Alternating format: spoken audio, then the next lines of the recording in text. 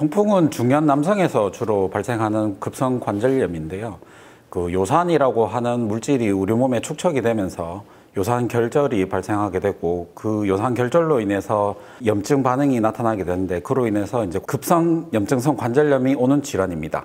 통풍의 원인은요, 그 요산이 잘 배설되지 못하거나 요산이 과도하게 많이 쌓이게 돼서 이제 통풍이 발생하게 됩니다. 그래서 요산이 많이 쌓이게 되는 원인으로는 식생활이나 성별에 따라 좀 달라지게 됩니다. 그래서 뭐 등푸른 생선이나 붉은 육류 등을 너무 많이 섭취하거나 폐경 후 여성 그리고 비만인 환자에서 고요산 혈증이 발생하게 됩니다. 통풍의 전조 증상이 있는데요.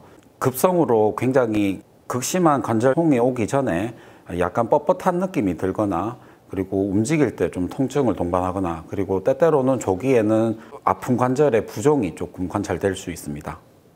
통풍 증상이 있을 때 방치하시면 안 됩니다. 통풍은 크게 4가지 단계로 주로 얘기를 하고, 처음에는 무증상 고요산 혈증이라고 합니다.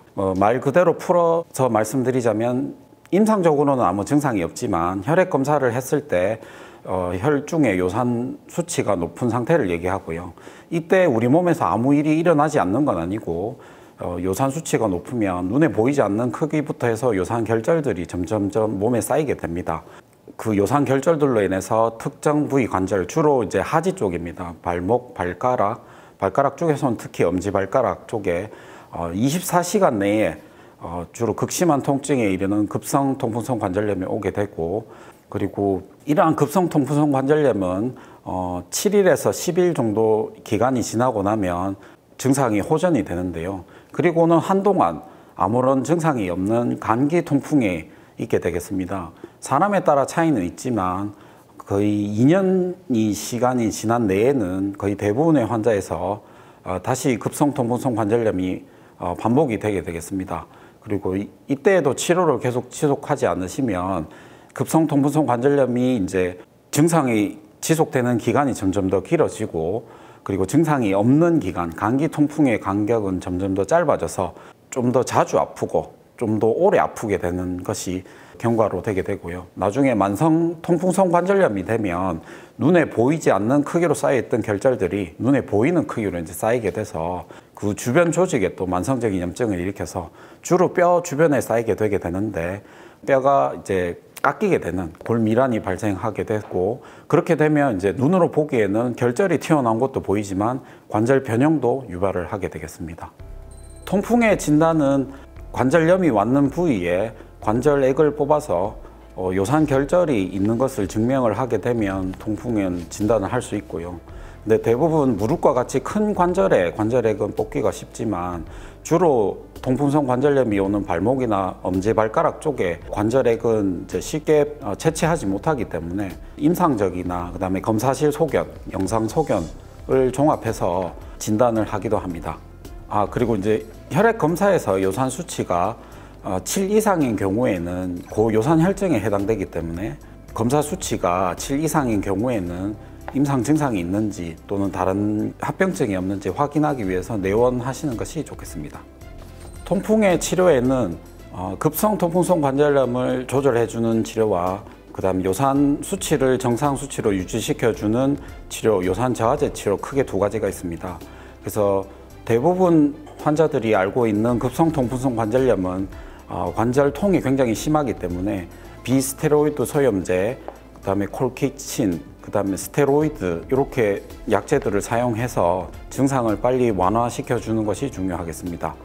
그리고 요산 저하제 같은 경우에는 혈중 요산 수치가 지속적으로 높으면 급성 통풍성 관절염이 반복이 되기 때문에 요산 수치를 정상 범위 내로 서서히 떨어뜨려 주는 것이 중요합니다. 반복되는 요로 결석이 요산에 의한 결석인 경우나 신병증이 같이 동반되어 있는 경우에는 요산 저하제를 투여합니다. 요산 저하제 투여는 1년에 2번 이상 급성 통풍성 관절염이 반복이 되거나 결절이 우리 몸에서 만져지는 경우, 또는 요로 결석이 요산에 의해서 발생하는 경우에는 요산 저하제를 투여하게 되겠습니다. 네, 요산 수치를 떨어뜨리는 가장 좋은 방법은 요산 수치 저하제 약을 꾸준히 복용하는 것이 되겠고, 그 다음에 요산 수치를 악화시키는 요산 수치를 올리게 되는 술, 알코올 섭취를 줄이는 것이 중요하겠습니다. 그 요산 수치가 계속 정상 범위 내에 있지 않고 높은 농도로 유지가 되게 되면 급성 통풍성 관절염이 자꾸 반복이 되고 요산 결절도 계속 쌓이게 되기 때문에 정상 이하로 유지시켜 주는 것이 필요하겠습니다. 통풍 환자라면 통풍을 진단받고 난 다음에 식생활 개선과 생활 습관 개선에 대해서 늘 교육을 하게 됩니다.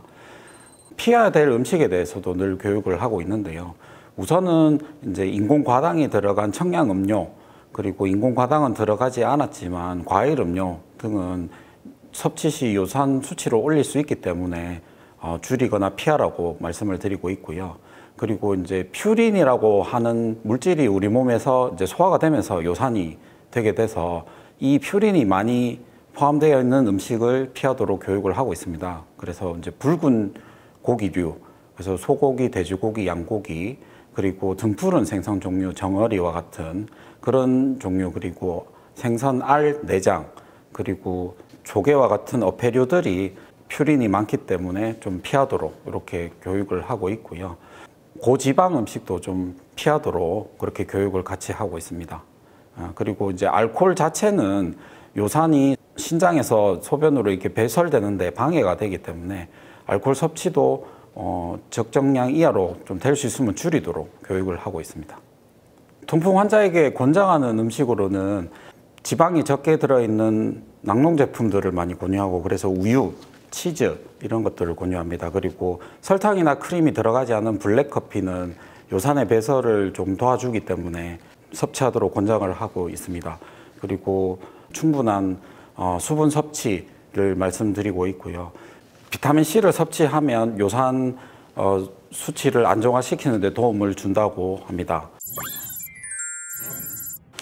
한 가지 마지막으로 당부드리고 싶은 것은 이제 이런 식생활 습관이나 생활 습관의 개선은 통풍을 치료하는 데 있어서 보조적인 요법입니다. 그래서 주치료 약을 포기하고 이런 보조적인 요법만으로는 요산 수치가 충분히 떨어지지 않기 때문에 참고하셨으면 합니다.